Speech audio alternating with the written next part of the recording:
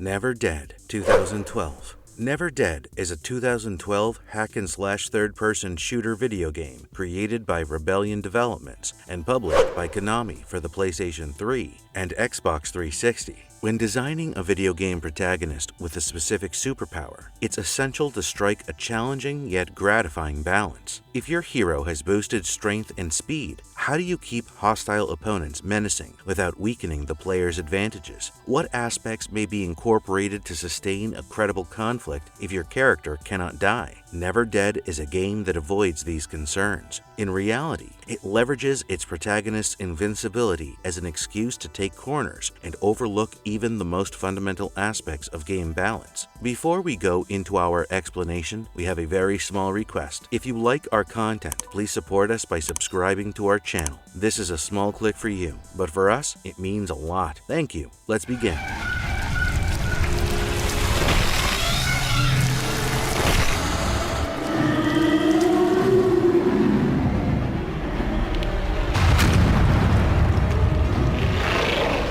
Armless, bizarre shooting experience, pun intended. It's a unique video game concept, and the central premise of a temporarily destructible protagonist allows for a variety of ingenious obstacles and level design. You play as Bryce, an immortal demon hunter. As a 500-year-old victim of a demonic curse, Bryce's physical body may be injured, eviscerated, and beheaded. Yet, it cannot be destroyed. Bryce can reassemble himself if he is blasted apart. He can develop a new limb if he loses one completely. Rebellion chose none of these options, instead opting for repeated fights against a small number of skittering beasts. The great bulk of the game is spent in lukewarm battle with the same stock adversaries that are routinely regurgitated from beginning to end, despite the occasional innovative concept. Over the duration of 5 hours, most of the experience remains virtually unchanged. Bryce may get a variety of classic weapons, ranging from simple handguns to grenade launchers, all of which can be dual-wielded in any combination. He can switch between firearms and a sword at the touch of a button,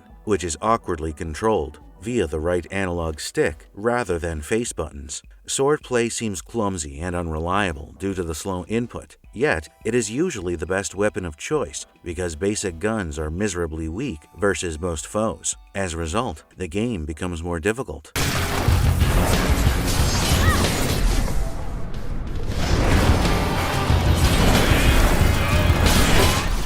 The central notion of Bryce being beheaded about once every minute and losing additional body parts with increasing regularity outstays its welcome long before the journey is complete. Because Bryce cannot die and leaving a grandbaby's stomach is simple, the game is never difficult in the classic sense. Since of this, Rebellion believed it was okay to disregard appropriate game balance or even halt the game during a cutscene. Yes, you may be attacked, torn apart, and consumed by a demon off-camera as cutscenes play because no one cared to pause the action. Dodging achieves nothing. Blocking is worthless given the number and speed of incoming blows, and there will be many occasions where players will presumably feel like a tennis ball being ripped to shreds on the floor. No matter how difficult, every battle can be won through sheer attrition. There is no combat that cannot be won if the player has the mental will to maintain regrowing limbs every few seconds. It may take half an hour to complete a segment with less than a minute of actual gaming, but you will succeed if you stick with it. Experimenting with the many tools you gain is still entertaining despite the limits.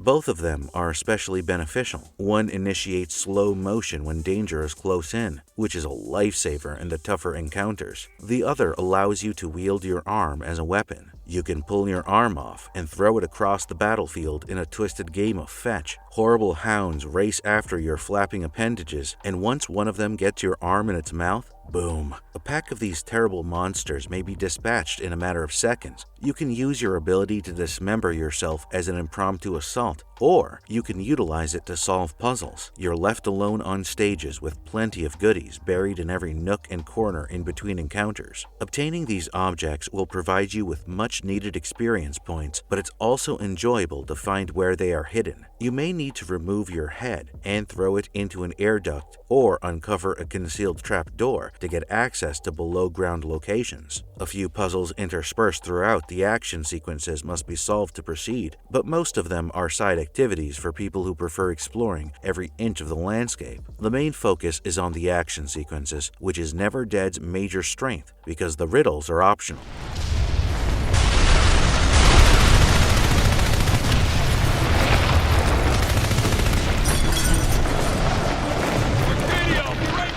Marvelous Gamers Review. When the narrative eventually comes to a close, you're left with a cliffhanger that would be perfect for a sequel. Normally, such a rushed conclusion would be irritating, since you expect a powerful conclusion to the events you just witnessed. However, in the case of NeverDead, it simply serves to emphasize the game's unrealized potential, which is its most remarkable feature. However, the ideas that distinguish this game from others are a lot of fun. To summarize, NeverDead feels like the video game equivalent of Buckaroo Banzai, Phantom of the Paradise, or any of those strange B-movies you used to find in the late hours of an old video store and which you often loved more for their unlikely concepts or deliberate obscurity than for their actual quality. NeverDead hasn't been given enough opportunity to exploit its odd concepts fully, but it's nonetheless spunky, warm-hearted, and really bizarre. These days, how frequently can you say that about a shooter? And if you liked our content, don't forget to leave a like and subscribe to us if you haven't already. Have a good one, and be safe. Thanks, everyone.